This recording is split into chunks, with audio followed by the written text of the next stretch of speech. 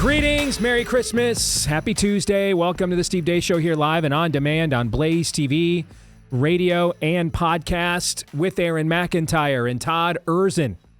I'm Steve Deace. We are brought to you by our friends over at Preborn this Christmas as we celebrate the gift of eternal life that was born for us in a manger.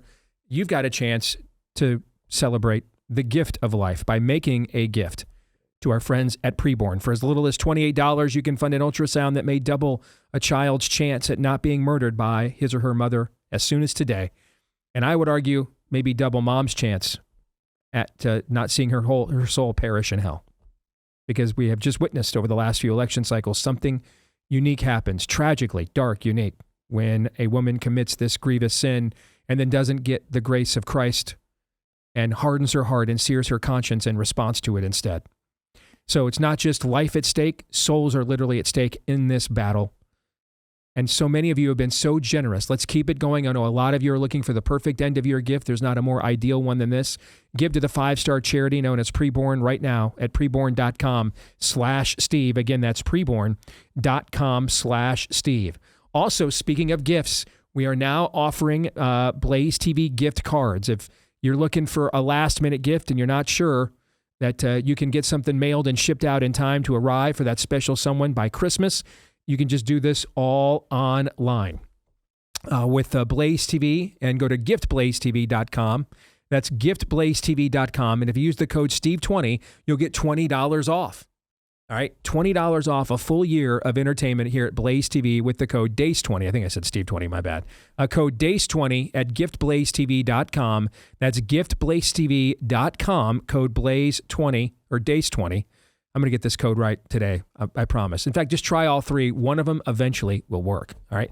DACE20 is the code at giftblazetv.com so that you don't have to worry. You get a great gift that'll give the whole year long, Clark, all right? Well into next year's crucial midterms and beyond, and you don't have to worry about navigating the perilous shipping process this time of year. GiftBlazeTV.com, code DACE20. Well, today is the final day all of us will be together in studio for 2025 as we're rounding down the calendar. This is our final full week, Monday and Tuesday. You're going to get the year-end Deace group with Sarah Gonzalez and Paul Alexander joining us. And then the three of us will close it out with our review of the year that was 2025. Until then, going to let you know, I have got to jet a little early today to catch a flight. I've got to get out to Phoenix for America Fest. I've got to be there in time for the pre-event pastors banquet tomorrow. And I'm going to be speaking at that with our good friend Megan Basham and our good friend Lucas Miles. You guys are going to be in studio tomorrow without me. I will be with you. I'll just be out there in Phoenix. And then Thursday and Friday, we are going to be live at the Blaze set, and we're scheduling stuff for that. I've already scheduled a few interviews of things that I'm going to be doing out there next week or this week later on as well. Saturday, we're even going to tape an evergreen show from there that will then air later in the year or in the new year because we have something very special planned for 2026 that we have not announced yet that we will likely come back and our first day on January the 5th and tell you about that. All right. So, gentlemen, thoughts as we wind it down. First of all, I want to say I'll probably forget when we get to the end of the show. Wanted to say thank you to the Blaze for the new facility, the new studio this year. It has been absolutely top notch. I mean, the sound quality, video quality, everything is improved. Just can't thank them enough for that. But looking forward to spending the weekend with you guys in Phoenix. You guys have never been to AmFest before. This is going to be the biggest one ever. This might be the biggest event ever held on the right that wasn't a Republican Party convention, looking at the attendance numbers they are expecting. Yeah, my daughters were saying, Dad, have you seen who's going to be there? I was like, yeah, I've seen it. It is going to be incredible. As we close out the year, it's amazing the feeling and how different it is. You know, we were just getting off of Biden last year, and the chance at a fresh new start, it was interesting. It was buoyant last year at this time. This year, after the last couple weeks, it's like the work is really starting almost. Like the honeymoon is just kind of over, and now we really need to dig in, perhaps like we've never dug in before. Yeah, I just have this feeling that something I'm not saying anything negative or necessarily, but something newsworthy or maybe indicative about the future of the not left America will emerge from this weekend. I don't know what that is going to be, but I've just kind of had this intuition that I can foresee something happening here that we will be talking about going into the new year. I hope you're right. That's what we're all hoping for, that we come out of this back with the spirit of inspiration and unity that we had following Charlie's funeral and memorial. And when your daughter was talking about the guest list, so I don't know if you guys have seen the graphic they put out with, I guess we'll call them their VIP guests, their main guests. Yours truly did make the graphic. It's pretty funny though. I'm like in the bottom corner of the graphic. All right. But hey, for many years, we were just other programming here at the very network. You did it. So I did make it onto the VIP graphic. I'm in the last square there on America Fest Squares. You've heard of Hollywood Squares? It's AmFest Squares. I'm in the last square. So it's kind of funny. Way up here in the top corner is the vice president. Way down in the bottom corner is yours truly. But we made it to the square. We did. We made it to the square. All right, coming up on today's show, bottom of the hour. Can Western civilization be saved? We will discuss that. Next hour, idolatry or not. And this was trending about a month ago. We just could not get to it with everything going on. But I wanted to make sure on what is the last fake news or not, idolatry or not segment of the year, that this commercial that went viral about a month ago gets addressed on our program. So we are going to do that with idolatry or not. And then the Pop Culture Tuesday segment, after I've got to jet out of here to catch a flight to Phoenix, you guys are going to discuss the aftermath of Rob Reiner's death and what appears to be a murder. And right now, the suspect in custody is his own son. May have sadly slit the throats of both him and his wife in their home. And so this has been interesting to watch the reaction to this. And let me just say, since I won't be here for this segment, to me, this is where love your neighbor as you love yourself comes into play, right? And obviously there are worldview chasms with Rob Reiner. He accused the president of literally everything every form of treason, traitorism, betrayal of our sacred democracy you can possibly envision. He also helped spearhead a project over the last couple of years that essentially tried to slander and smear the church and take the stuff that Megan Basham writes about in Shepherds for Sale to a completely new level in terms of rebranding the church as essentially just a woke construct of the spirit of the age. So let's not pretend there were not massive worldview chasms here. At the same time, though, this guy also has a career body of work that has blessed a lot of people's lives. I think of films like Stand By Me and The Princess Bride and those kinds of things. I mean, the run of films he had in the mid 80s to early 90s, A Few Good Men. You're talking Billy Wilder, Steven Spielberg, Christopher Nolan-esque run there that Rob Reiner had as a filmmaker for a while that did bless a lot of people's lives, mine included. So what do we do with this? Well, one, I would ask you to never fake anything. Most of the time you'll see when there's a celebrity death, I do not comment because I don't know anything about the person. They didn't do anything necessarily to impact my life, and therefore I don't see a need to comment on it, either to be critical at a time when people are mourning, and the scriptures say, mourn with those who mourn, nor do I feel like I have to give some kind of fake, faint, sympathy that I really don't feel, I really don't know. I don't have to contrive anything.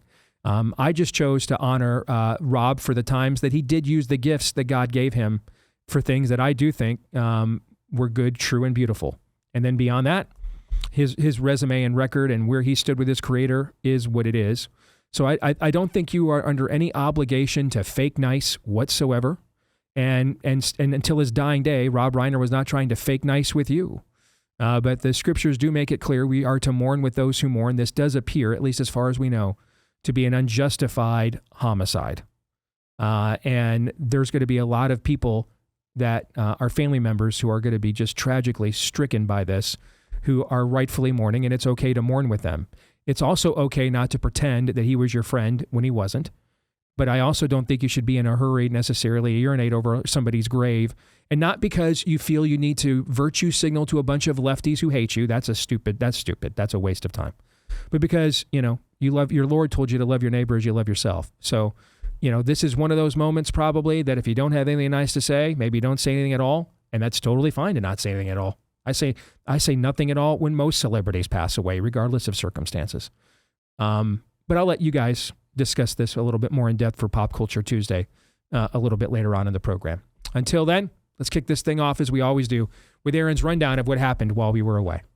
What happened while we were away, brought to you by Still on the Run. Authorities in Rhode Island continuing their search for the Brown University shooter, which enters its third day. Police released new video and photos of a person of interest and are urging the public to come forward if they've seen that individual. Veteran journalist Mark Halperin says the Christian conservative young woman, Ella Cook, who was murdered by the still-at-large gunman, may have been targeted. The family of... I just need to look up her name. I apologize. Ella Cook, I think. Thank you. Mark. Thank you. Yeah. Thank you. That the family of Ella Cook, the Alabama young woman who was a sophomore, has been told that she was the target of what happened at Brown. Don't know that it's true, but probably most of you don't even know that's being alleged, because you'd have to follow certain accounts on X or have sources, as I do, who are telling me that. According to independent journalist Andy No, the fifth unnamed arrest suspect in the Turtle Island Liberation Front's New Year's Eve mass bombing terror plot is Trantifa militant Micah James Legnan. Authorities say the Turtle Island Liberation Front, a far-left communist decolonization terror group, planned to blow up ICE agents in locations with homemade bombs. The White House is touting its numbers on border security and deportations, reminding the nation the southern border has been functionally closed airtight this year, and says the number of removals is sitting around 2.5 million individuals. Nevertheless, it's beginning to look a lot like immigration moratorium. Congressman Chip Roy is pitching something called the Pause Act. The fact of the matter is we have 51.5 million people in this country who are foreign born. That's about 16% of the population. That's higher than at any other point in our history.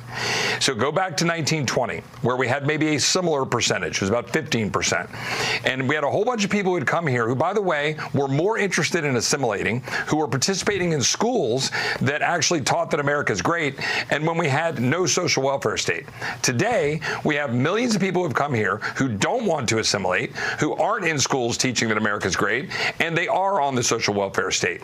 We need to pause immigration. We need to fix our system. We need to end diversity visas, end chain migration, the kind of people that allow their cousins and uncles and aunts to come in. We need to stop the abuse of H-1B visas. We need to end birthright citizenship. We need to codify what the president has done. We need to stop having taxpayer funding of illegal alien children in our schools, as we do in Texas and everywhere else, and we've got to recenter our entire immigration system. So pause and let's fix it. Amen. We'll have an immigrant assimilation update in a little bit, but first you want to see and hear how far down the rabbit hole politics in the United Kingdom has gone. Here's a member of parliament arguing that pregnancy should not be a reason to prevent a woman from seeking assisted suicide. And the noble Lord puts it accurately, some countries have taken one view and other countries have taken another.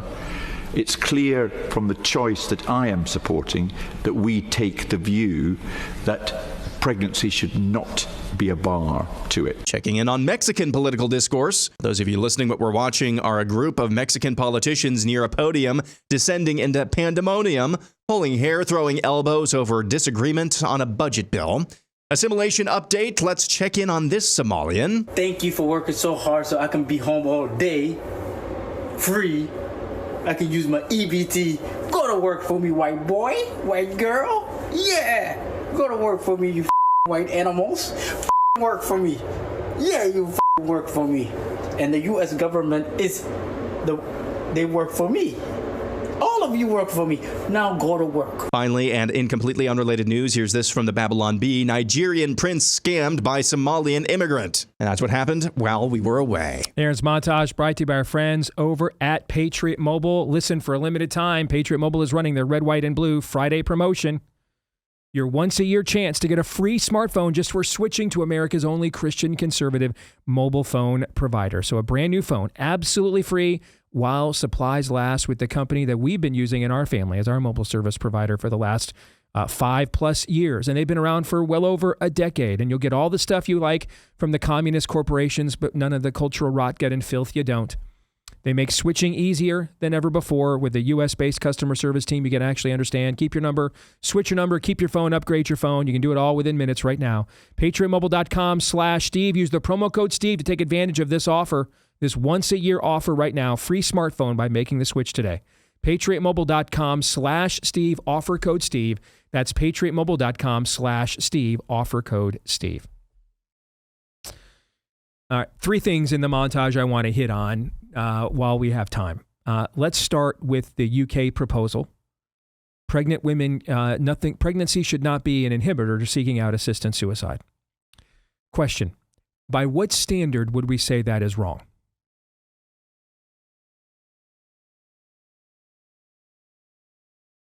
See, what you're starting to get, and we have these last few years, is, and we've made this point, the point I'm about to make, I've made it quite a bit the last few years. The stuff that I would call it the alpha generation of conservative alternative media warned about. Rush as the patriarch of that era. And then the disciples who would come after him, the Hannitys, the Becks, the Levins, all right? The stuff that the alphas of conservative alternative media, that Aaron grew up listening to this stuff. You and I came of age politically listening and consuming this content. Yes. The stuff that they warned about in all those syndicated radio shows we listened to and all the books they wrote that we bought, the stuff they warned about and the stuff they said, this is what they really mean when they say blank. This is what they really mean. This is where they really intend for this to go when they propose blank. We are now in the midst of that as we speak. Those prophecies are being fulfilled among you. And so we're just getting flat out honesty now. There's no shots. There's no chasers. There's just a drip right into the soul. And you see that with a couple of videos. Well, you see that a lot with Aaron's montage, but the 2 videos where you see that today is the Somali immigrant. And I go back to when I first started in this industry, and I had just been converted to Christianity within the last 3 years. When I first switched from sports to politics as a business as my vocation full time. And I really struggled with how to, as I'm first getting discipled, I'm first studying the Word of God, and I'm really struggling with, being kind to the alien and sojourner in your land and how to navigate this and mitigate this and what does this look like. And so, I talked to people, I would have Tom Tancredo on my show with One View because he was in Iowa a lot at the time getting ready to run for president. And we talked a lot to the people that had the other view on immigration. And at first, when emotionally, now you realize later when you apply the Word of God, that was emotional blackmail. But again, I'm a baby Christian. I'm just kind of learning. I'm going through my own discipleship process. And at first, hearing from your nuns, and all the Chamber of Commerce simps in the mega churches, it seemed, these are just people that want to, have a track at life, and maybe they, if Americans don't want to do work, and they, that's a them problem. I mean, I could see myself, falling into this, to the point that one day I let them put one of their illegal aliens on my show. They felt that they had worked me over enough with their sloganeering that I would do a very, sympathetic interview, and it started out like that. And in fact, most of the interview that day was fairly sympathetic until we got to the end. And when we got to the end, I asked him, I said, hey, I'm getting all kinds of notes from people right now in my inbox, and that want me to ask you this. So I need to ask you this question before I let you go. What do you say to the people around the state of Iowa right now who their kids, the seat that their kid could have had at the University of Iowa, a very prestigious public university in the Midwest, if not America? What do you say to them that you have their seat right now at that university, that their kid who has done nothing wrong, had all the qualifications, but they gave it to you instead, who's not an American, and they consider to be an illegal alien? What would you say to them in our audience that are angry that you took an opportunity away from native-born Americans? And I was genuinely unsure what his answer was going to be. It was a lot like that Somali video. That was his answer. Well, you guys stole this land from the Indians. It's an illegitimate country. I don't feel any guilt and remorse whatsoever. And you've been raping the Latin world and third world ever since, so you owe me. I'm not even slightly making it up. Maybe the language is somewhat embellished, but that's both the premise and conclusion of his statement is a form of what you see in that Somali video aired. And I'm sitting there in the Crystal Studios. This interview took place during the State Fair, my first year at WHO. And I'm sitting there in the Crystal Studios in the State Fair, and it's like the scales are falling off my eyes. I'm like, I'm sitting there saying to myself during the break, I just let these people work me over. Absolutely just worked me over. That'll never happen again. And I am no longer going to, whenever you hear someone, like there's a video going around right now. Whenever you hear someone's analysis about what they think the Word of God means or says, and it includes phrases like, well, it seems to me the character of God, fill in the blank. Well, it seems to me that God would not fill in the blank. No matter what the topic is, who the person is. Really good people fall into this. Is it Origen who was the great church father? Then by the end, you were like, what happened to the guy?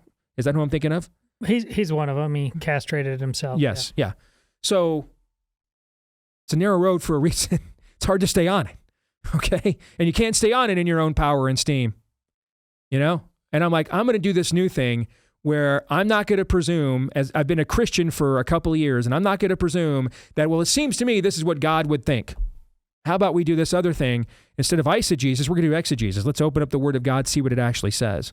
And I'm reading Nehemiah. There's mass deportations. They're building walls. God is punishing his people for not keeping boundary stones.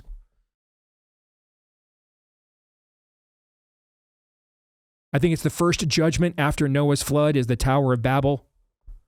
And God's like, nope, you guys do not get to come together as one nebulous globalist glob. We're not doing that here. All right, that's how we got into trouble in the antediluvian era. We're not repeating that one. Wrong. And I'm like, oh, okay. Yeah, maybe I should not, give my sinful sentiments and emotions and impose them on what I think the character of God is, but let what he's actually revealed in his word for me to know what his character is. Let it speak for itself. But we've kind of abandoned that. To be honest with you, I'm kind of surprised it's taken the child murder industry this long to say stuff like this. Because if you just take their own standard that we've been wrestling with, for the last 50 years to its most logical conclusion, this is where it goes. In fact, it goes even further than this if you really take that premise to its most logical conclusion. But now they don't have to say safe, legal, and rare anymore. And now they don't have to use 1% cases. They don't have to do that anymore, or at least they don't think they do. Or maybe they just don't even care and don't want to. Whatever the reason may be, maybe it's a little bit of all. But that and the Somali refugee now it's just like a nefarious plot when I wrote the book 10 years ago. Now it's just in your face. We will pee on you and tell you it's raining. In fact, while we're peeing on you, and we're peeing on you, and you have this, you can smell the urine in the air, we're going to keep just telling you it's raining, we're going to laugh at you. Because we have no fear of you whatsoever. None. We have no fear of your politicians. We don't have any. Zilch nada. It's the fulfillment of Al Pacino's rant at the end of The Devil's Advocate. That's what you're living through right now. They're just going to pile it and stack it high because nobody's going to stop them from doing it. Not fearing you is a gigantic problem. You connected the dots the way my thought bubble was going on in my head. This is when I come at Anons, this is fundamentally what I'm going after. They have a culture where they say anything they want about the most heinous things and do anything they want. Heck, Steve's not even being metaphorical about peeing down your leg. They'll just pee on you, literally, and defecate literally on just you. Whipping it out on camera. And as they're peeing on you, they're going to say, what do you think of that rainfall we're getting, huh? Yeah. And how much of the culture of the so-called enlightened Christian right believes it has to hide behind anonymous accounts? And I'm sorry, if you believe that, I believe your life is probably pretty anonymous too. Not doing anything, not saying anything, not ruffle any feathers, just keeping your ducks in a row. It doesn't matter how ridiculous or evil they get. We will lose this battle if we will not stand up and enter that fray. Because not being in the game, the evil smells weakness all the time. This is, again, the premise of Steve's book. The devil wrote it because he knew he could drop it in front of us, lie to us, taunt us, belittle us, and we wouldn't do anything. Do you understand yet? Having a strong culture doesn't necessarily mean that culture is a good culture. A strong culture looks a lot like actually what we're seeing from the Somali culture. It's just not a good culture. It produces individuals like Ilhan Omar, the person in the montage, that state senator from Maine, the 71 or 81 fraudsters in Minnesota. But on the case of the Maine state senator, Ilhan Omar, the individual that you saw in the video there, it's clear that those individuals delight in coming here, telling you how terrible you are and your country is, and how much they delight in pilfering. I'm telling you, that culture is going to beat any culture that lets them do that and get away with it. Mm-hmm. A strong culture does not necessarily mean a good culture. And I think that's I think that's kind of underscoring what Todd is talking about there. Which brings me to Chip's Pause Act. I think we're dead as a country without some form of immigration moratorium and an officially closed border for some period of time. I mean, I think there ought to be an immigration moratorium at the minimum for 5 years. At the minimum.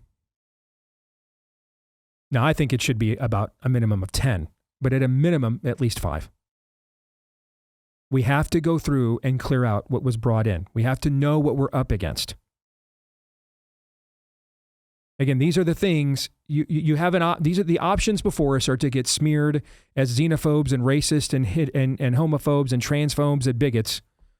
We can do another thing. We can repeat the mistake of the previous generation where we didn't do what it would take to save our country because we didn't want to get called those nasty names by people who lie about us, hate us, and we're never going to tell the truth anyway.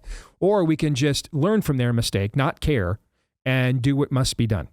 Because another thing that must be done is all trans-affiliated procedures, technologies, research, practices, all of it banned and then criminalized. All of it. I mean, if someone proposed today that they could just do lobotomies without anesthesia, no one would flinch at all at the idea that should be banned and criminalized as a medical practice, correct? Right. So it's not like these things are without precedent. This is barbarism. It's savagery. What we are doing here with messing with wiring we're not qualified as a species to tinker with continues to have wicked consequences for the culture. As Todd says, trans equals terrorism, and this is why. Right? If the Ghostbusters couldn't cross the streams in dealing with the paranormal, what do you think we ought to not be doing when it comes to messing with the most innate parts of human identity as beings made in the likeness and image of the one true God? This is one of them, apparently, looking at the societal cost. And everybody who hates us and everybody who lies about us, they're going to call us all the names in the book. We just cannot afford another generation of caring about that. We just simply cannot.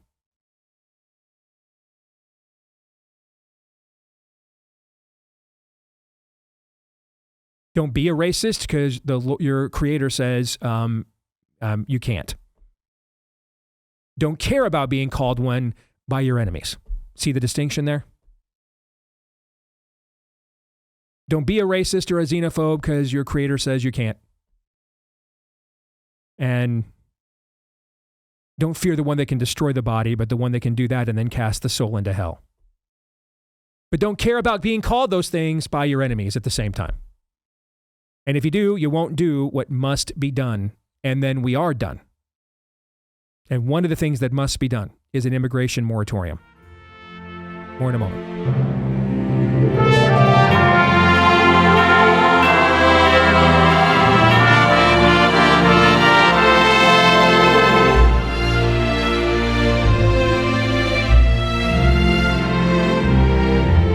You know, juggling a million plans should mean that your future does not make the to-do list Because even though you hear the music there, and we're in the midst of the most wonderful time of the year, I did check the death rate yet again, and it remains a very robust 100%.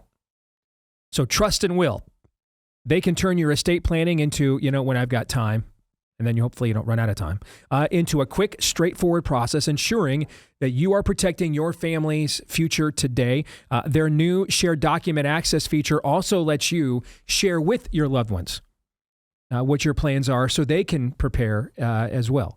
This is what we use for our estate planning, and we could not rave about it all the more. It's not one size fits all. It's not a paint by numbers approach. It's very customizable, also according to the laws of each and every state, and everything is placed in a very secure server as well. So add some peace of mind to your future with Trust and Will. Go to trustandwill.com/Deace for 20% off. That's 20% off at trustandwill.com/Deace, and it's the word "and" there, by the way. trustandwill.com/Deace, trustandwill.com/Deace for 20% off. Name of the book, The Golden Thread, A History of the Western Tradition.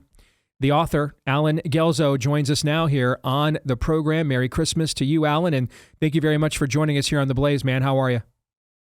Oh, I'm doing well, better than I deserve, but that's the thing you like to remind yourself of at this season. I like to tell people I could be a little better, but I could also be a lot worse. So there you go. We're of one mind on that, brother. So let's start with this. What is Western tradition? What is it? Western tradition is a term that I have used and my co-author James Hankins have used to talk about the successive layers of civilization. Sometimes we talk about Western civilization, but the truth is that Western civilization is really a composite of several layers of civilization. Mm-hmm. You start with the Greeks. Then you move to the Romans. You move to the civilization of the Middle Ages. You move to the civilizational impulses of the Enlightenment, and so on. So we take this all together, the various layers of this cake. We call this the Western tradition, because as distinct as each layer is, there are a series of common elements that run through it all that makes it, so to speak, cumulative. What are some of those layers, and how would they be distinct from other traditions and cultures around the world? One of them certainly would be government and law, and the dominance of government and law in Western thinking, the restriction of power by the commonly agreed upon notions of what behavior should be. This is remarkably different from many other civilizations, where power is put in the first place and law comes a fairly distant second. In addition to notions of government and law, there's also debate.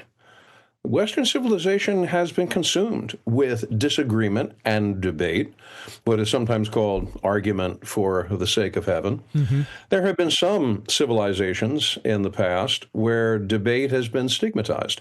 Debate has been treated as something that must not be tolerated. And yet, even in those moments in the Western tradition, when it has seemed like only one way of doing things is generally in favor, even within that one way of doing things, there has occurred various moments of debate. So the impulse within the Western tradition to question, to examine, to turn over, to doubt whether maybe we haven't quite got the whole answer. Maybe we haven't even quite got the right answer. There is built into that sense of inquiry a certain humility. That is not something which is shared by many other civilizational impulses, but it is and has been a keynote of the way affairs are managed in the West, in the Western tradition. I move on from that to add the importance of music and the arts. For the Western tradition, music and the arts have been substantially more than decoration. Even Plato, in the time of the Greeks, said that you could understand what was going on in a particular political society by its music. Now, I've never really thought of Plato as a great composer, but I think there's a very important argument to be made for the centrality of the arts in the Western tradition and how much the arts speak to the values that are important to the Western tradition. We move on from there, and I want to focus on one thing which I think is particularly remarkable about the Western tradition, and that is its resilience. Because unlike other traditions, unlike other civilizations which have risen, reached a certain peak, and then gone rapidly into decline, the Western tradition, maybe it's a function of these various layers, but the Western tradition has shown a remarkable resilience to rise, to falter, to look like it's about to slide downwards, maybe into the abyss of forgetfulness, but yet somehow finding the way to recover itself, to recover its footing, and then to move in the direction of what we could call the next layer of the tradition. We had a moment like that at the end of the Roman Empire, when it appeared that we were about to disappear into what is commonly called the Dark Ages. Well, yes, those were dark times, and we survived them, as the great Kenneth Clark once said, by the skin of our teeth. But the fact is we did. There was something which bounced back in this Western tradition. We saw something like this happen again after the Great Plague of the 1300s, when 2/3 of the European population fell prey to the bubonic plague. That was a moment when it seemed like civilization was faltering on people's lips. And yet, once again, there was this moment of recovery.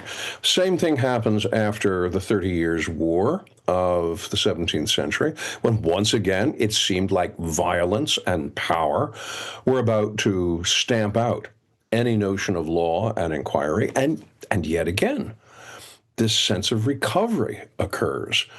I think that we face a civilizational moment, so to speak, today. I think we face it in how, over the last 100 years, we have come through the results of 2 enormous world wars. We have come through a hideous event known as the Holocaust. And yet, we've come out on the other side of that with the capacity to once again ask ourselves important questions that point in the direction of renewal.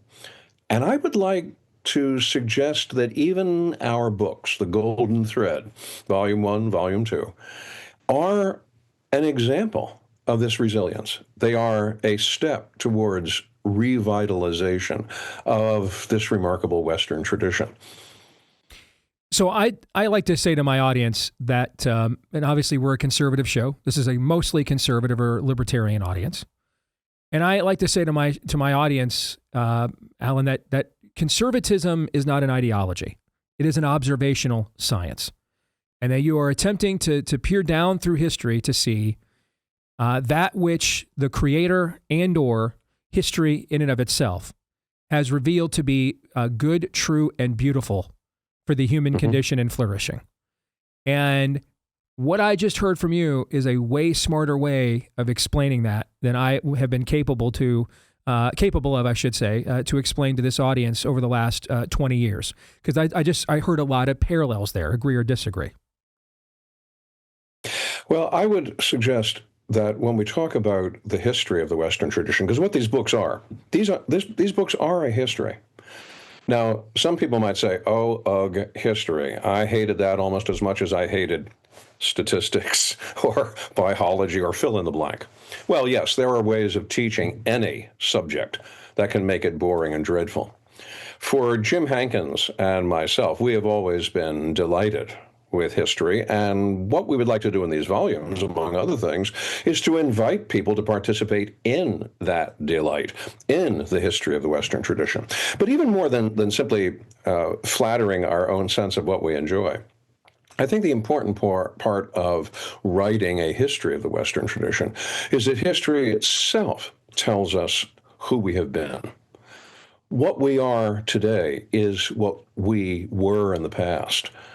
The great Marcus Tullius Cicero, if I can drag a classical reference in at this point, once said that anyone who remained ignorant of their history was condemned perpetually to live as a child. And I think that's true, and Hankins thinks that's true. So we have written a history of the Western tradition. And yet, I also want to say that being a history of the Western tradition, it is a good deal more than just long lists of names, dates, places, which is the kind of thing that most people tell me they dread about history. These books are also full of ideas. They are full of philosophy. They are full of art. They are full of great paintings. They are full of music. I, for instance, in Volume 2, devote an entire chapter just to Johann Sebastian Bach, whose music I regard as one of the great sublime pinnacles of this thing we call the Western tradition. So these books are a history because history is vital. History tells us where we've come from and points us in directions we are likely to go. It gives us an understanding. And I think even more than just an understanding, I think it also promotes a sense of gratitude across many generations.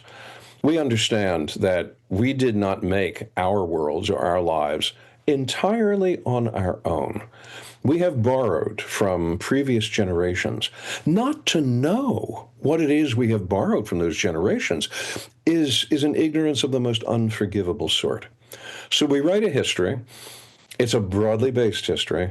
It's full of color. It's full of life. It's full of acknowledgments that the Western tradition has sometimes put its foot down wrongly.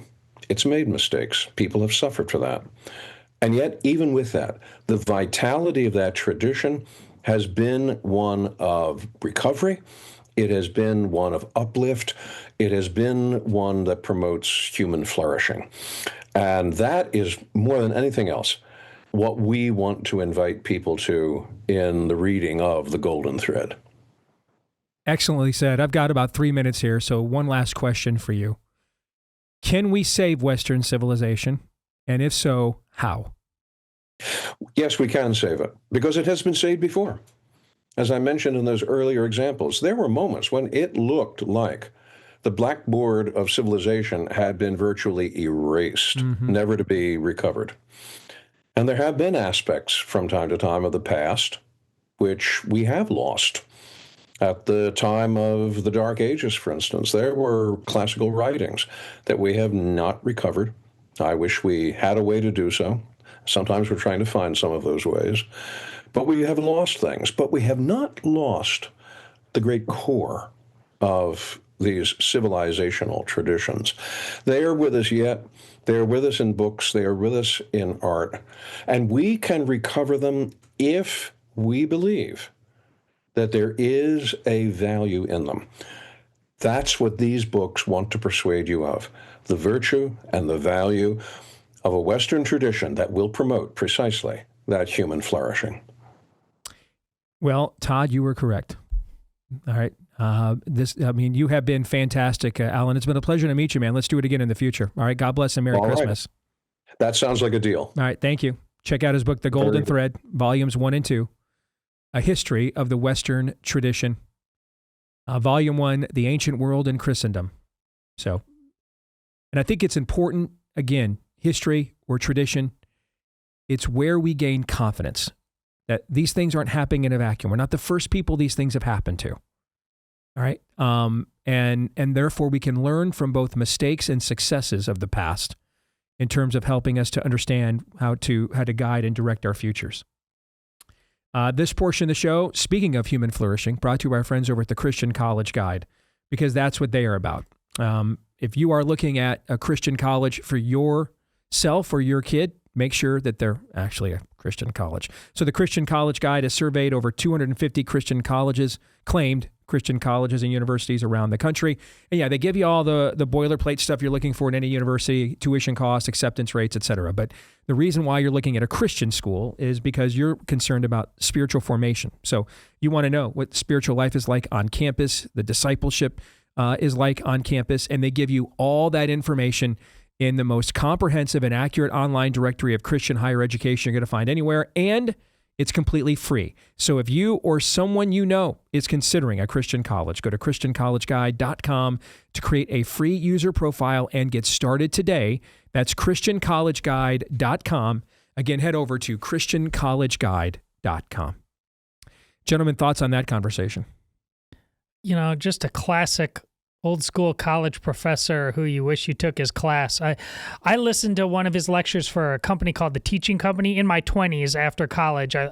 It put a lot of college professor lectures on CD, and I'd listen to him while taking road trips and things like that. He did one called "The American Mind" about the American intellectual tradition, but that's who he is. He makes it fun and enjoyable, and he does paint in color and not just in black and white. I highly suggest that as a Christmas present, you give these books to yourself, because we have a lot of young bucks now who are kind of reinventing the wheel. Yep. That dude knows what he's talking about, where we've been and where we need to go.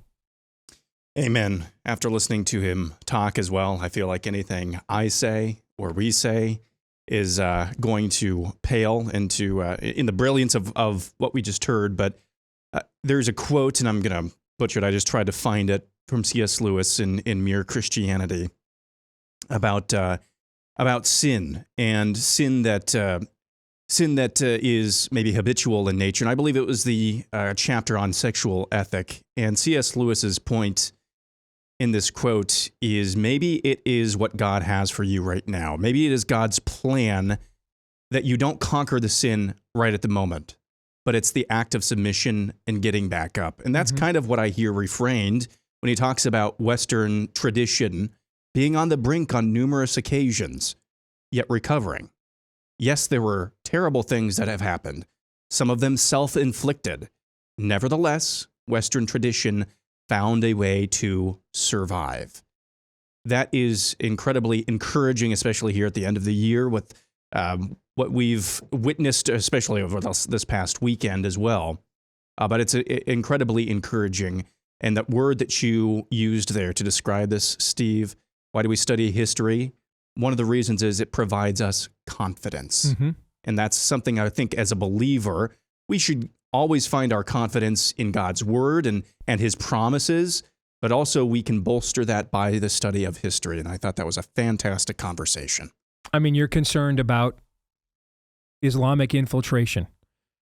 In the Western tradition, we've had Islamic armies right on our shores, right in our nations, laying waste to our countries and capitals. So Islamic infiltration was way more overt than the subversive type we face today. It was literally sword to the throat. We can go back in history and see what they did. What they do to confront that? Plagues and claims of plagues and actual plagues. How did they overcome those? This is what we can learn from.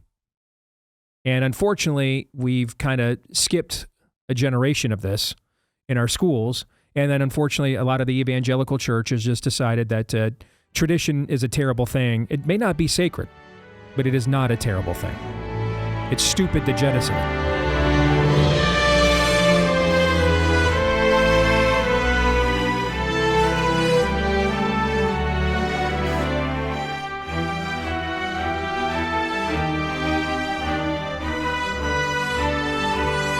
All right, back here with Hour 2, live and on demand on Blaze TV, radio, and podcast, alongside Todd Erzen and Aaron McIntyre. I am Steve Deace.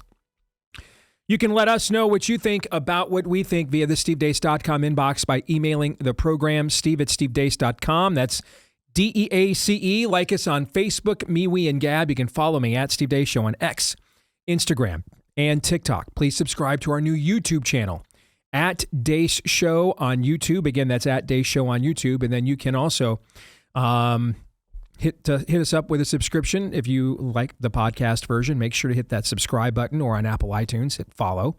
And then finally, leave us a 5-star review if you haven't done that yet. Tens of thousands of you have. Thank you for each and every one of those. And thanks to our friends over at Beam Dream Powder as well. It's a company proudly founded in America, run by people who share your values like hard work, integrity, and delivering results.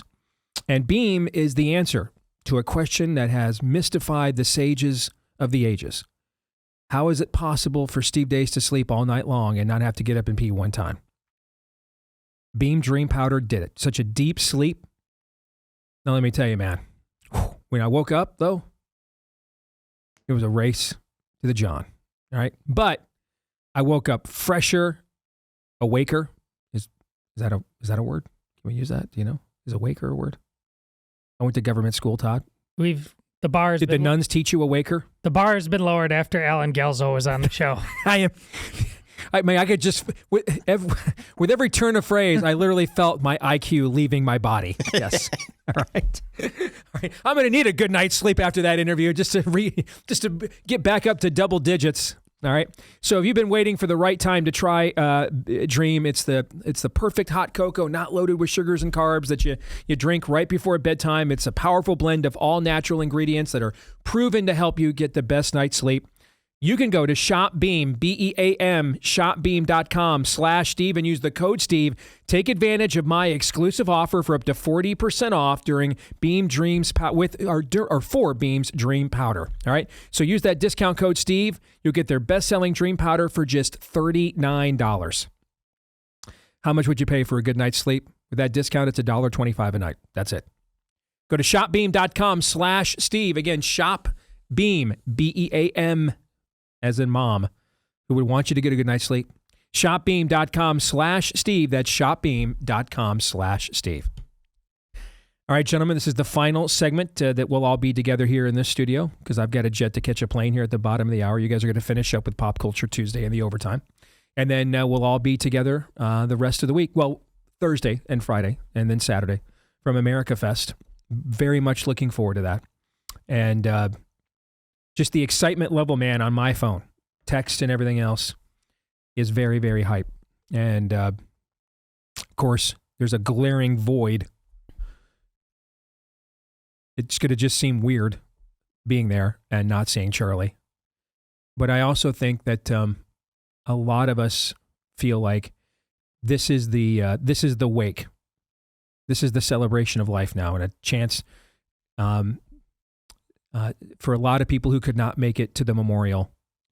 I could not make it to the memorial, for example. So it's a chance for a lot of us that could not make it to kind of come together from around the country one more time and celebrate a legacy that is going to long outlive the actions of Tyler Robinson, the alleged murderer of Charlie Kirk. And this is a topic, I know. What we're about to discuss, I know this is a topic that would have fascinated Charlie. I know. So let's get to it. Idolatry or not? This is a commercial that has gone viral this Christmas season. Watch this. He's getting bigger. See? Oh, honey, that's wonderful. Kicking like crazy. He's listening. Put your hand on your tummy and hum to him. You used to love that. It feels like he's dancing in there. Oh, honey. Oh. Mom, would you tell Charlie that bedtime story you always used to tell me? Once upon a time, there was a baby unicorn who didn't know he knew how to fly. This baby unicorn was like your mom because she didn't know that she knew how to fly, but she knew how to do all kinds of fabulous things. Hi, Grandma. Hey, Charlie. How was school today? It was really fun. I made this crazy shot in basketball. I don't really care that much about basketball. What about the crush? Stop. Grandma, stop talking. Just tell me one thing. Look who's going to be a great grandmother. Oh, Charlie. Oh, congratulations. She says that he's been kicking a lot, though. Like, a little too much. Tell her to put her hand on her tummy and hum to him. You loved that. You would have loved this moment. You can call anytime.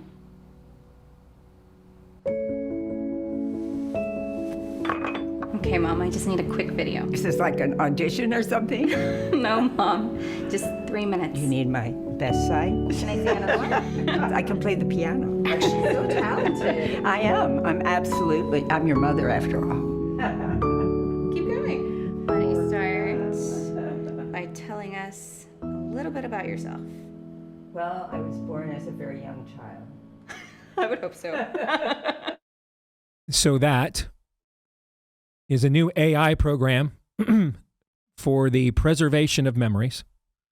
For those of you that could not see the commercial, and that's probably going to be a lot of you because our podcast audience is the biggest segment of audience we have. Let me describe what you missed visually. It's revealed at the end there when she talks to her mom that she took a brief video of her mother before she passes away.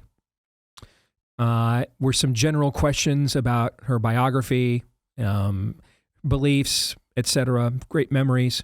That video is then uploaded into an AI. And then this AI essentially projects a permanent presence of the dead mom / grandmother. And you go back to the beginning of the ad. This is now what her pregnant daughter, after her passing, who took the video, that's who she's talking to. And then the baby, her grandson, who she never met, grows up. He's talking to her. And it looks in that video like he's got to be at least 10? At least 10? Yeah. So a full decade plus after her passing, he is still communicating with her via this AI as if she was alive. And then another, say, 10, 15 years goes by, and now he's married, and his wife is pregnant, and she's giving him the same AI advice about, put your hand over your tummy and hum. You loved that when you were a baby, that she gave via AI to his mother as well. Okay? Is that an accurate description of the ad for those watching on or listening on podcast? Did I miss anything? For starters. Yep. Okay. All right. So with that said, the question on the table based on what you just saw, is this idolatry or not? To quote Gandalf, "Run, you fools." This is grotesque idolatry. This is emotional pornography of the highest order. I lost my mother 3 months before I got married. She never got to meet my 4 daughters. She was the finest human being I ever met. She was truly good. I would never dishonor her memory with this.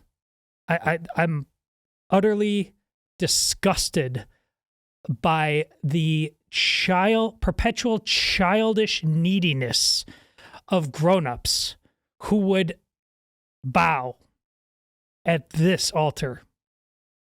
It is profoundly wicked and evil to normalize this in any way, shape, or form.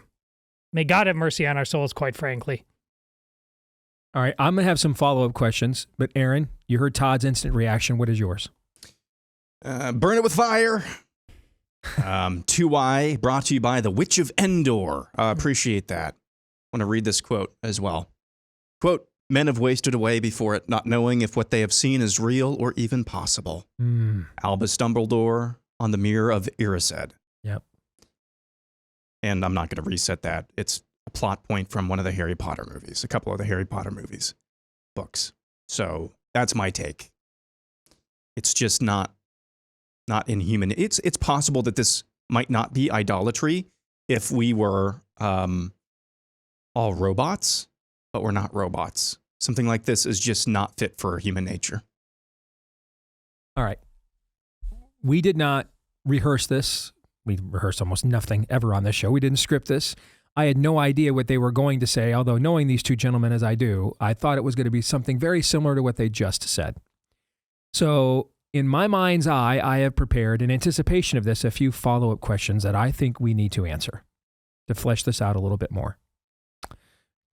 No pun on flesh this out, okay? Before we get to that, though, speaking of great books, how about one on finishing the Great Commission? We just had Douglas Cobb on the show just a few days ago on his book, Sprint to the Finish. It's the sequel book to one we did an entire Evergreen episode on a few years ago called And Then the End Will Come. Doug is a firm believer that whatever eschatological belief or view you hold, it cannot be triggered without the church completing the Great Commission. And so he's devoted, as a successful businessman now, he has devoted his life's work to helping, planning, funding the completion of the Great Commission. And that's all in this book, The Sprint to the Finish, why he believes this in terms of his eschatology, and then some incredible stories of what has happened when the gospel has finally reached some of the most remote, darkest places on the earth. It's available right now at Amazon. All right. You're looking for Douglas Cobb. Sprint to the Finish is the name of the book. Again, Sprint to the Finish by Doug Cobb, available at Amazon today. All right. Follow-up questions. Many societies hold their ancestors in high regard. relating to their ancestors in high regard. For example, when our European ancestors came here, they encountered a lot of indigenous cultures here that held ancestors into the highest regard to the point of worship. Many honor cultures hold ancestry and the recognition and the attempt to continue to commune and talk and fellowship with their departed ancestors well into the centuries after their loss. They hold those beliefs into high regard. All right. Why isn't this just essentially in that exact same tradition, or is the problem that it is? No. Well, listen, we as a modern West should absolutely hold our ancestors in greater stead. Allen Guelzo just reminded us of that. We've forgotten our history. That's not history. That's an algorithm. That's a lie. We read mom's diaries by all means. That's not your mom. Listen, a lot of Protestants are uncomfortable with the Catholic tradition of the tradition of collecting the bones of the dead, but that's still them. That's actually a part of who they were. Nothing. This is certainly your last point, Steve, about is it too close to pagan traditions of worshiping the dead? Perhaps. I think that's probably the most important question. But in terms of anything noble about honoring the past, this is less about that mom than the neediness of the person who plugged this in and is watching it over and over and over again. They're drugging themselves. Okay. It's a psyop on themselves. Okay. Aaron, how would you answer that?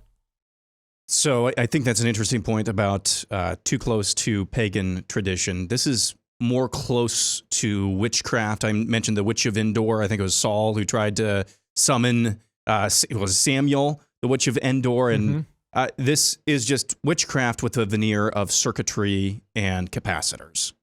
That's what this is. So pagan. When you're reading a diary of your deceased loved one, the diary is not reading back to you. It's not talking back to you. Mm-hmm. It's just the way that we're wired as human beings. We are meant to experience loss and pain and death, and this is trying to skirt around that. So you agree the problem is that it does harken back to those pagan notions. That is the problem. I think it's way too close to that than anything else. All right.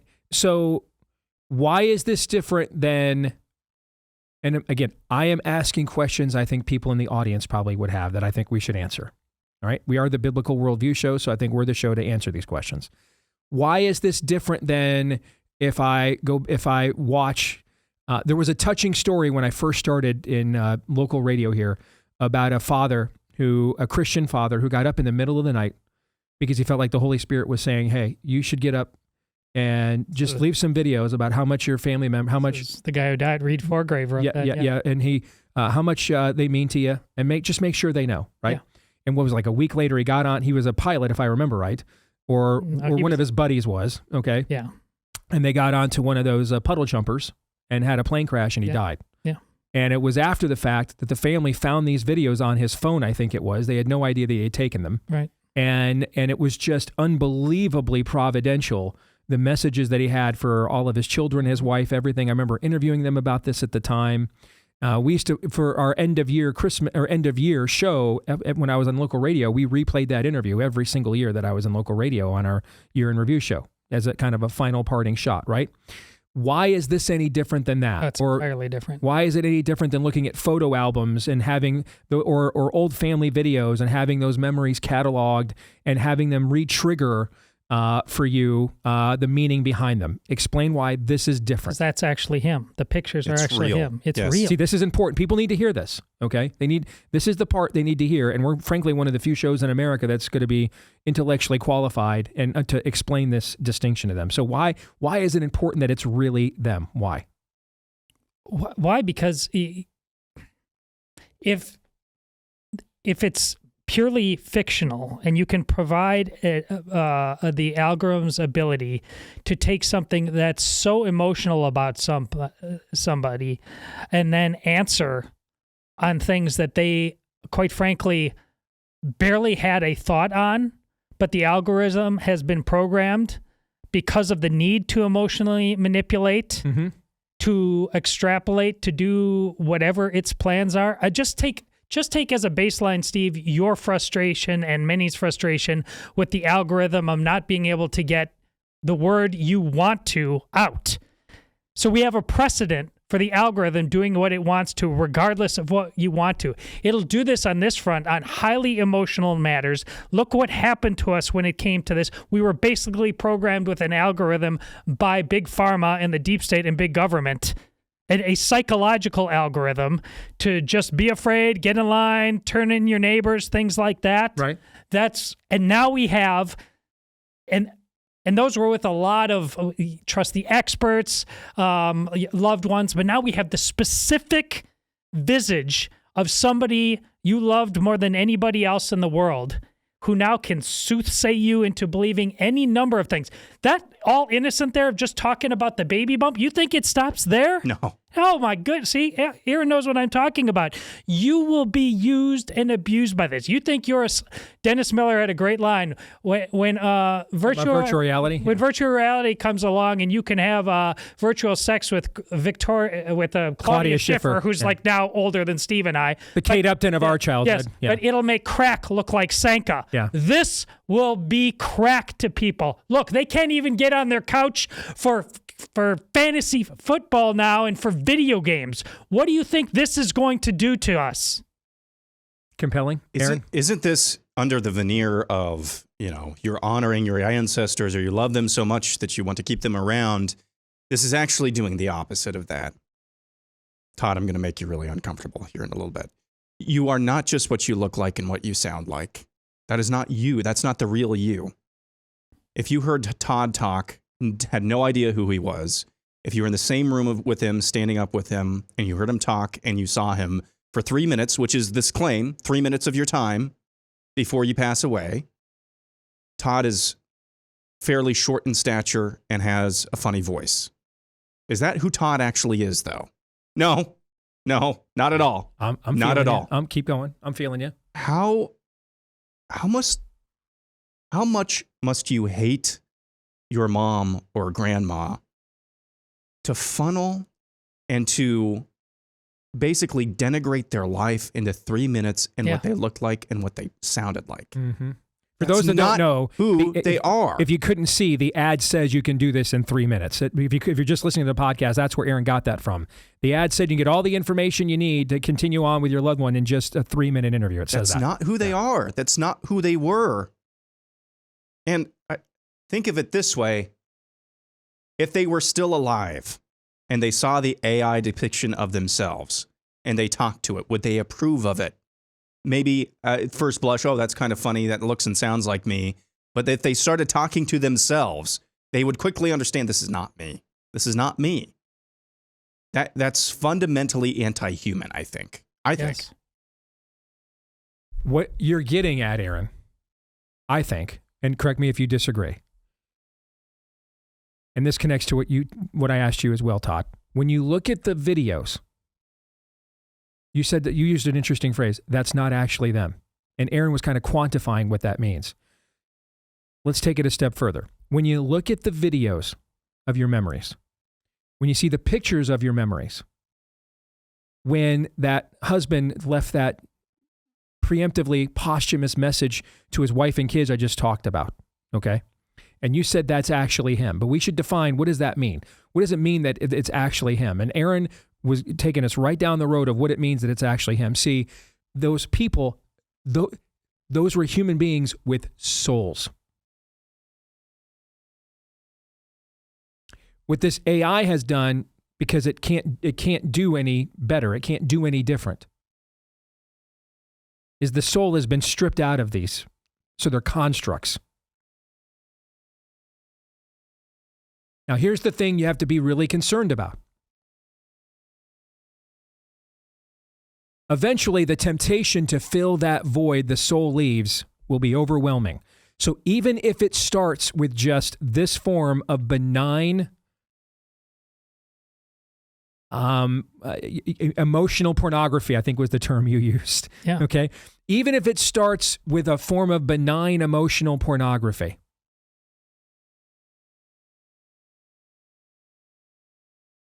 we just watched a 40-year-old man with 3 small children and a newborn who was handed the key to a Ferrari called the Michigan football program. Go have a nice life. And oh, by the way, here's Larry Ellison's open checkbook. Go get any recruits you want. Go sign anybody you want. All right. I mean, we are just hop on the board, man, and ride the gravy train. And he threw it all away for a series of dopamine hits with OnlyFans models and a secretary, a glorified secretary in his office. In a previous era, we watched a man in the White House nearly try to throw it all away for a dopamine hit with a troubled intern. Look at the foolishness and the silliness we are willing to do for temporary satisfaction of physical nerve endings. What in the world do you think we are capable of succumbing to if it provides way more meta meaning than just getting off? When we're talking about the things that satiate our souls now. Right? Eventually, when the dopamine hit wears off and the orgasm's crest has subsided and you're kind of spent and you go back to like clear thinking, right? The temptation's worn off. And that's why you keep going back to it. You scratch that itch, it goes away, and you're like, okay, I'm good. I can go back and do the stuff I'm supposed to be doing now, right? What happens when we're talking about the stuff that the soul deeply needs? You're never going to leave. You're going to stay permanently attached.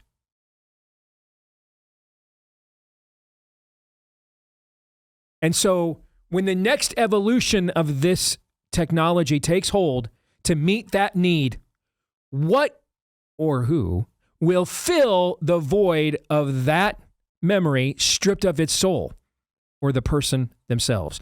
Your soul is the most intimate, everlasting part of you. When you die, it is what will live on in hell or heaven for all of eternity. As C.S. Lewis once famously said, you've never met a person who is a mere mortal. We're on this mortal coil called an earth. We're in these mortal bodies called flesh. It'll rot and die eventually, but you will live on. Everyone you've ever known is still alive somewhere. Everyone who's ever lived is still alive somewhere. So when it progresses beyond, and it will, when it progresses, it's, Sharon Moore just started clicking on likes on OnlyFans models' photos. When it progresses beyond, and it will, when it progresses beyond, and it will, when it progresses beyond this sort of benign emotional pornography that you just described,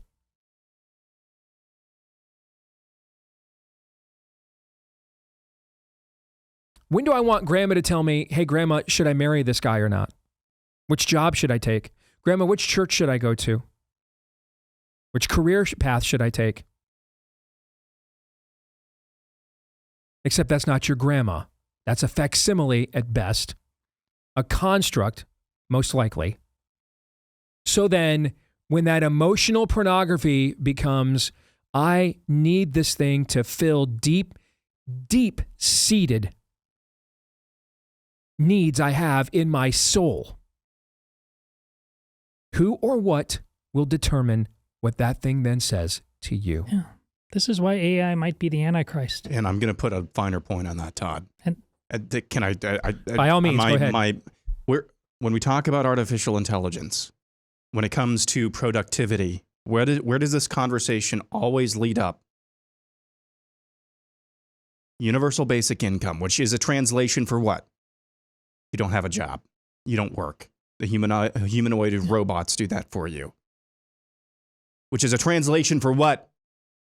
The curse of Genesis 3 doesn't apply to you. We were meant to work. We were meant to toil. And what did the curse also outline? Death. The ultimate insult, the ultimate humiliation, death. What's AI also enabling here? There's no such thing as death. Death is irrelevant in the context of this conversation. I don't know, man. We're going full speed ahead with this. I think there are some conversations that have not even begun to there are conversations that need to happen that have not even. And that's on purpose. There's a reason that we have phrases like gateway drugs. If we had all those conversations right now, people would reject this. So we're not going to have them yet. We're going to get you hooked on this emotionally, and then more and more and more. When you need more, we'll have it in stages over and over and over and over again. Listen, when the enemy tempts you, all right, if the enemy showed Sharon Moore what the end result was going to be of the dopamine hit he got from fornicating and adulterating with this secretary of his, what are the odds he does it? If he shows him the fullness, if he shows him the fullness of what the outcome of this event will be, what are the odds that eventually the logic center, the northern hemisphere, unless he's just, he could be chemically imbalanced, bipolar, need real treatment, but barring mental illness, the logic center of the brain would be like, listen, she's hot, but I just so's hell and I can't risk all of that. So of course the enemy didn't show him that when he tempted him. This is the monkey paw plot of a very underrated movie, Wonder Woman 1984, where everybody gets their secret wish. Yes. And it leads to, at the end, world war and calamity. And at the end, Wonder Woman, who is a demigod and just wanted to have that void filled with a genuinely good and decent man, at the end, she knew it was all a lie. That's not really him. And when she said goodbye and she said, I'm so sorry, and he said, it's okay. I was never really here. That's a heck of a comparison. And that movie should have been a lot better. It wasn't always executed well, but it was not executed well, but the story idea was tremendous. Amazing. Yeah, it was tremendous. And it's still not bad. It's just the first one was great. Go watch it again. In light of this conversation, that's where this leads. So anytime you seek fulfillment in what your soul ultimately needs, apart from your creator, it is absolutely the very definition of idolatry. Of all the idolatries or not we have ever done, this one, in my opinion, is the clearest example of idolatry we have ever covered on this show. See y'all in Phoenix.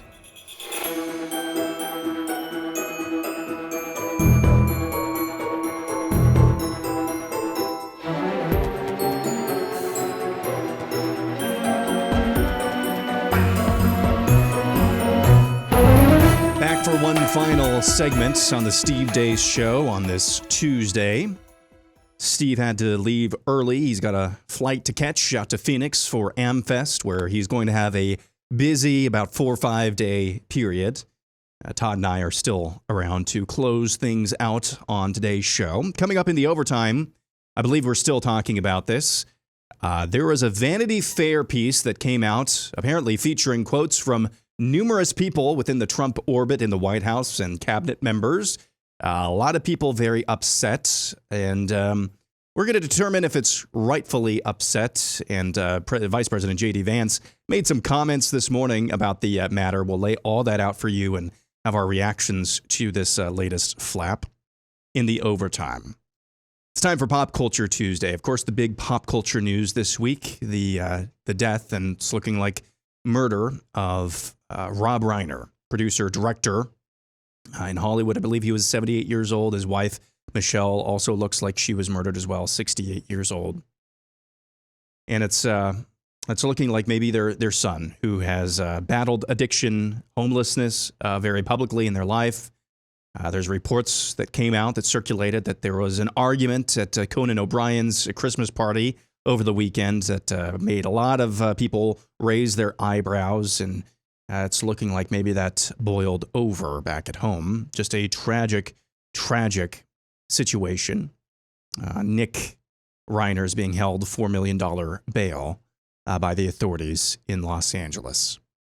This has prompted the conversation that we're going to be having for Pop Culture Tuesday. What is the Christian response to be when we see people who are diametrically worldview opposed to us meet their fate? And this is prompted, I believe this is why Steve wanted to talk about this, by President Trump's Truth Social post yesterday, pointing out Rob Reiner's Trump derangement syndrome, his obvious paranoia. Those were a couple of quotes from that post. And you know, Todd,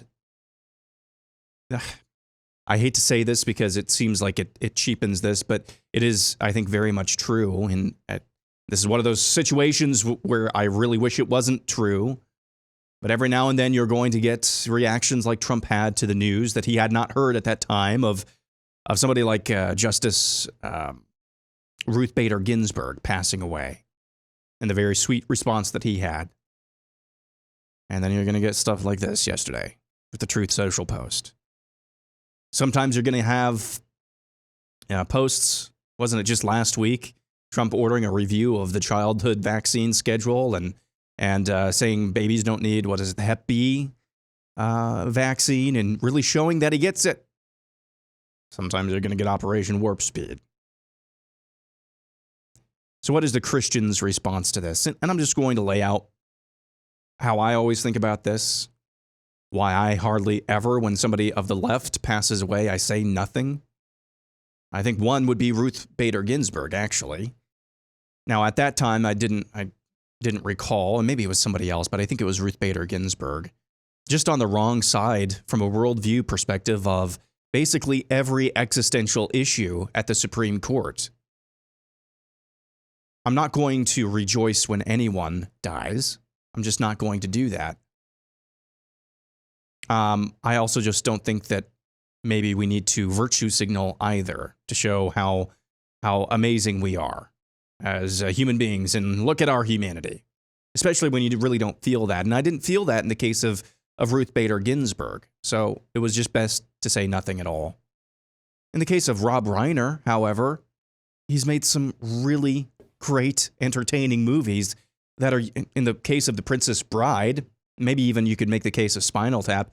This is Spinal Tap, universally beloved. So it is a tragedy that somebody, he let his worldview, he let his views on people like you and I, Todd, he let those be made known in one arena. And then in another arena, he made a lot of movies and a lot of products that made people like you and I laugh and gave us a lot of entertainment, and sometimes in a meaningful way.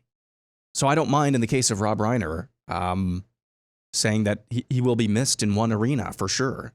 And I don't mind, the redeeming qualities of those movies. I don't mind if that's the way that he is remembered either. But on the same token, if you really don't feel that way, maybe it's probably best in these situations to say nothing at all. Todd, what do you think? Listen, I didn't expect some kind of first-order theological response or treatise from Donald Trump on this or anything else. That's not the point at all. But this is a guy tactically, Donald Trump, who a couple weeks ago met with Mamdani and has met with Kim Jong-un. All the Democrats and people in Hollywood that have called him names, he'll end up breaking bread with them if he thinks he can triangulate somehow to his advantage. While first order thinking, faith, hope, and love, there's also the classical virtues that thinkers contemplated before the time of Christ, and the church ever since then has applied to governing real life, courage, justice, and the two in this question, temperance and prudence. That's where, when he had reasons, prudent reasons, to bring Mamdani in.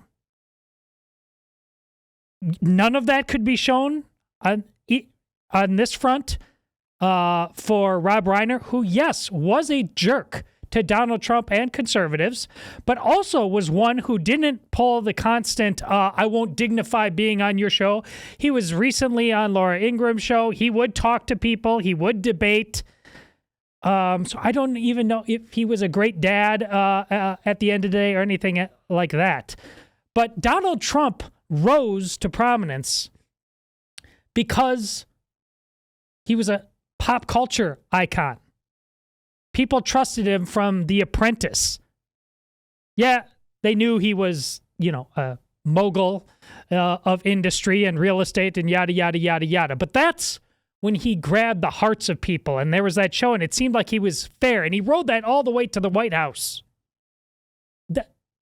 To not understand, and this is it's not just some aside, that Rob Reiner in the 1980s did not only the movies he talked about, but Harry Met Sally, A Few Good Men. People love these movies. My wife's favorite movie of all time, A Princess Bride. Those are all in the 80s. Even people who didn't like Rob Reiner's politics, and there's been several people, James Wood, Schneider, Rob Schneider. Yes. To not have the danger Will Robinson, I should not be tweeting this, is just disappointing. Again, not because of first-order Christian virtues. It's just they were not prudent. They were not temperate. And yes, even Donald Trump knows how to be temperate.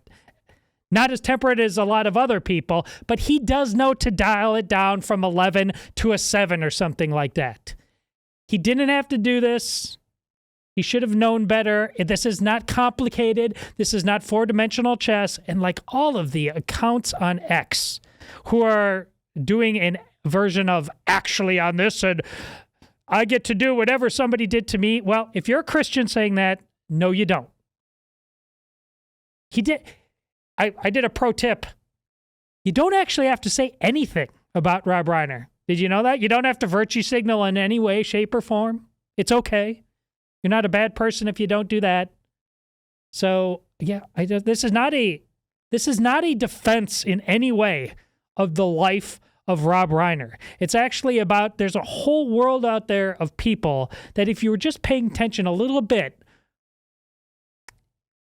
have clearly a love affair with Rob Reiner's work of the past in the same way they had a love affair with Donald Trump's work, and they made you loyal. They made themselves loyal to you as a politician like they're loyal to these movies. And people are psycho-emotional creatures more so than perhaps ever before. This was just like a dumb cell phone. I can't make it more plain. You don't.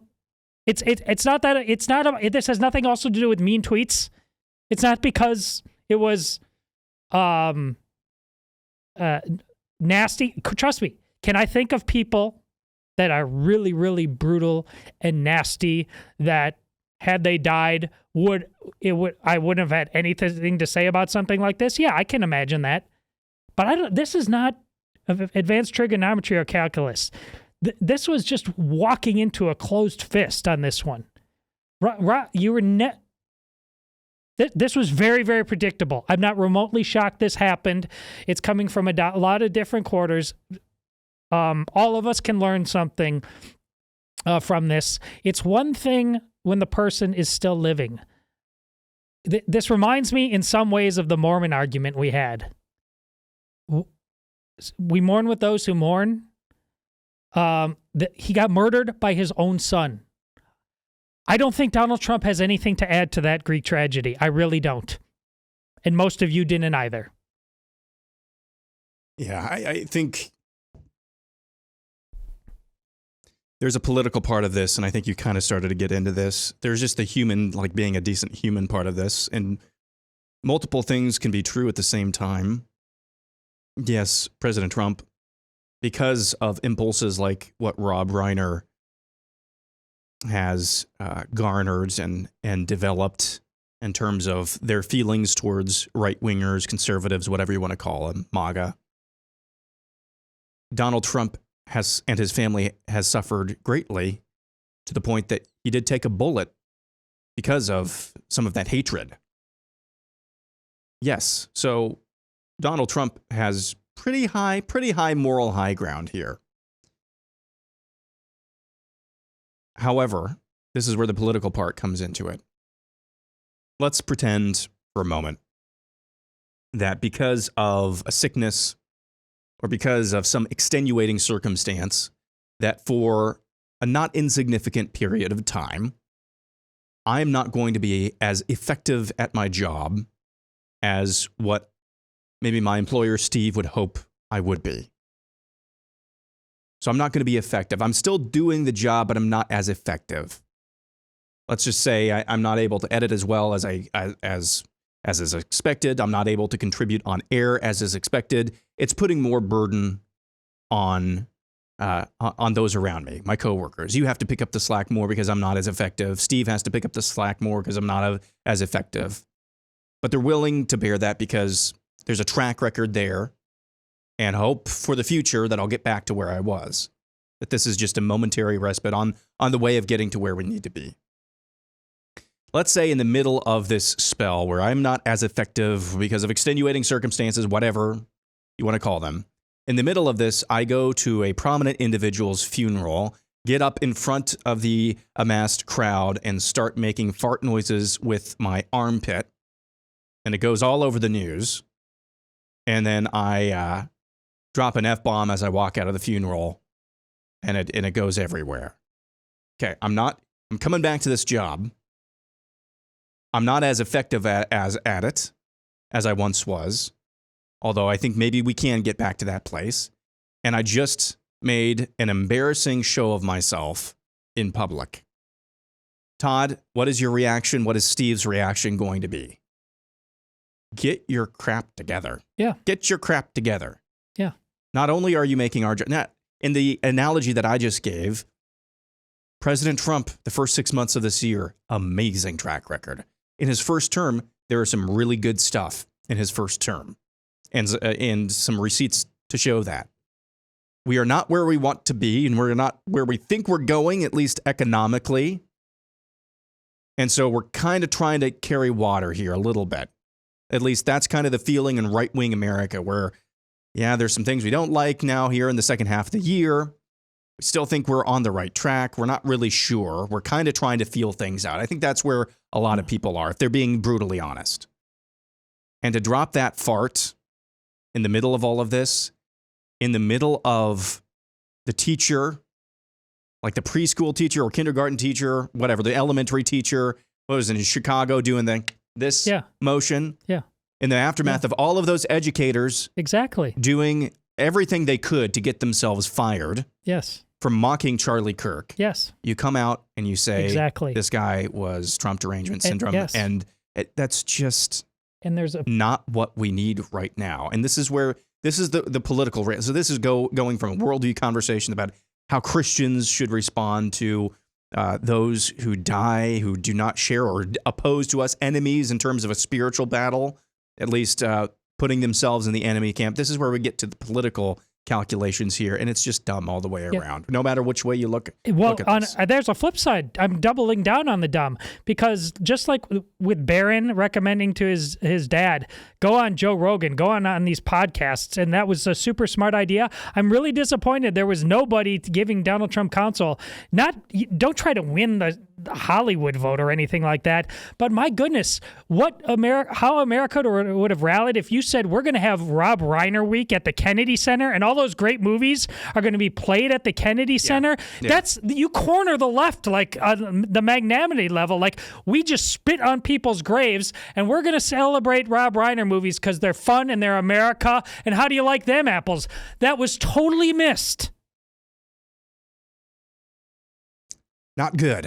Also, what's not good, or at least we think, at least I think anyway, we'll see what Todd has to say. Add to the list of what in the world are we doing? I think we're going to find the answer to why in the world are Iowa boys getting ambushed in Syria? Service members, United States service members getting ambushed in Syria. Why are we there? I think we're going to find the answer to that question in the same place that we're going to find the answer to the question that I'm going to ask in overtime. I'm going to save it for overtime. But I think we're going to be able to find the answer to these two questions in the exact same place. Now, I don't know what that place is. Maybe Todd will know. I don't know what that place is, but I think the answers are in the same place because I kind of think it's probably a dark and stinky place. But the big news this morning, the Vanity Fair piece on the Trump administration, alleged quotes from multiple people in and around the administration and the cabinet about the state of play and what they really think about each other, making the rounds this morning. And White House Caroline Leavitt, press secretary, along with Chief of Staff Susie Wiles, very tightly closing the ranks this morning, along with Don Jr. I saw had a lengthy defense of Susie Wiles, too. We're going to be breaking all this down, including commentary just this morning in Pennsylvania from Vice President J.D. Vance. That'll be in the overtime. That's for our Blaze TV subscribers. Hope you have a wonderful rest of your Tuesday. Back at it again tomorrow. Go hard.